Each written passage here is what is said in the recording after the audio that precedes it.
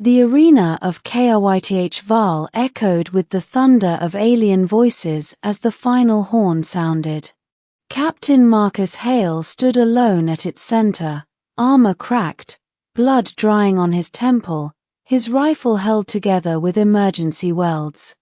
Around him lay the remnants of a trial no human had ever survived, let alone one. Towering predators, psychic sentinels, living weapons bred for entertainment and execution alike. The crowd roared his name anyway. Not because they loved him. Because they had expected him to die.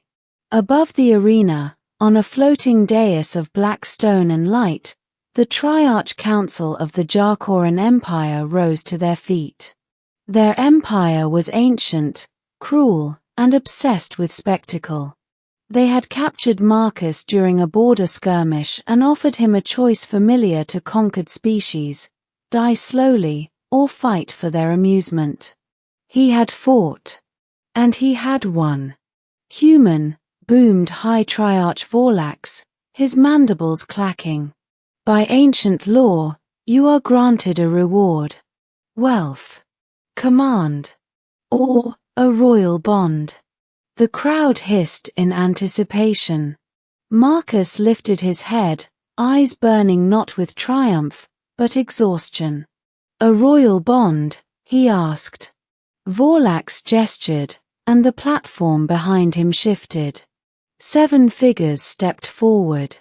7 Jarkoran princesses, each adorned in ceremonial armor, jewels glowing, bodies shaped according to the Empire's harsh ideals of beauty and dominance. All except one. She stood at the end of the line, half hidden in shadow. Smaller than the others. Her exoskeletal plating was uneven, scarred. One eye was clouded, her mandibles asymmetrical. Her wings, if they could be called that, were stunted and folded awkwardly against her back. The crowd's roar turned into laughter. Marcus followed the Triarch's gaze. You may choose one princess, Vorlax said, amused. She will be yours, companion, servant, symbol of your loyalty. Marcus didn't look at the others. He walked directly to the end of the line. And stopped in front of the one everyone mocked. I choose her, he said. The arena fell silent. Princess Zedwareth flinched. No one had chosen her for anything in her entire life. She was the Empire's shame, born with genetic divergence, deemed unfit for command, hidden away when not paraded as an example of weakness. The court called her the broken one. The children called her worse.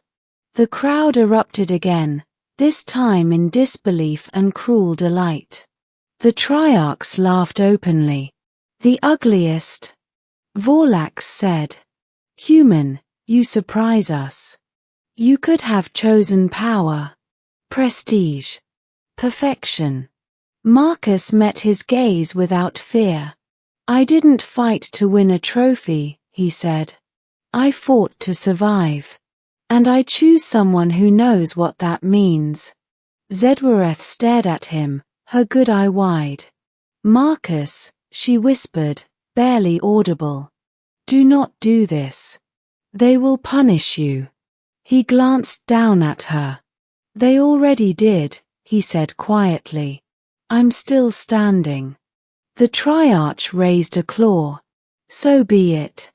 By law, she is yours. The chains around Zedwareth's wrists fell away. For the first time in her life, she was free. They expected Marcus to regret his choice. The court assigned them a forgotten wing of the palace, far from the central spires. Guards watched for amusement, waiting for the human to complain, to demand an exchange. He never did. Instead, Marcus treated Zedwareth like a person. He asked her name and waited patiently while she gathered the courage to answer. He offered her food first. When she flinched from sudden movement, he slowed himself. You don't have to be afraid of me, he told her one evening as they sat beneath artificial stars. Zedworeth gave a bitter laugh. Everyone says that. Before they grow tired. I'm not everyone, Marcus replied. She studied him carefully. Humans were fragile creatures. Short-lived. Soft.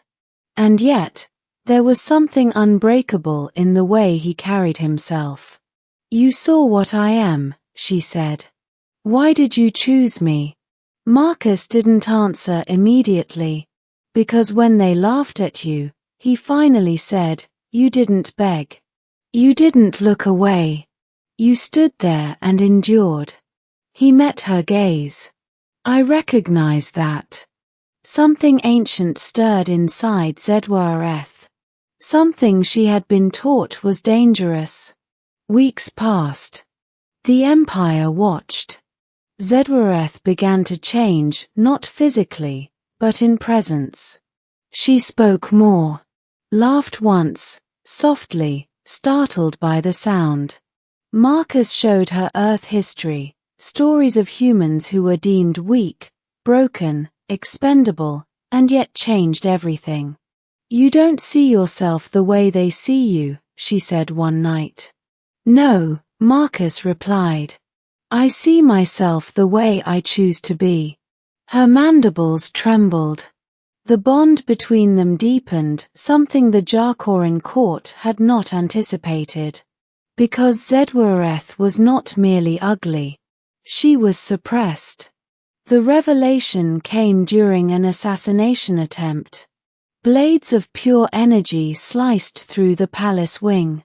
Guards fell instantly. Marcus shoved Zedworeth behind him, firing back even as alarm screamed. Run, he shouted. She didn't. Instead, Zedworeth stepped forward. And the air itself bent.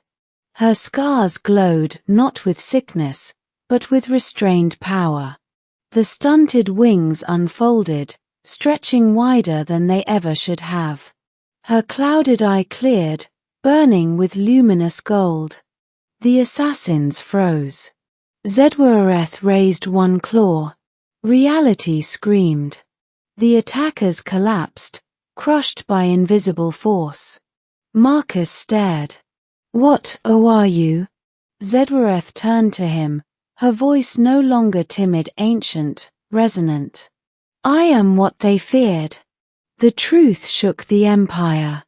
Zedworeth was a void sovereign, a rare evolutionary branch of the Jarkorin capable of manipulating gravitational and spatial forces. Long ago, such beings had nearly destroyed the Empire itself.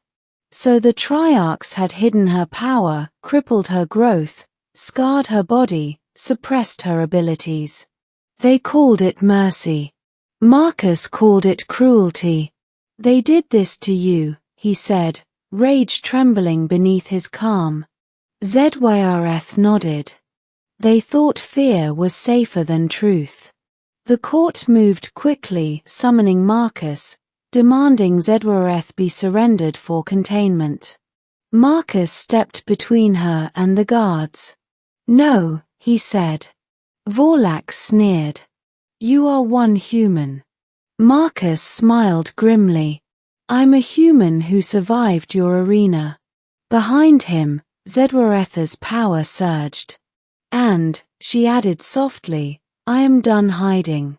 The confrontation ended not in war, but in surrender.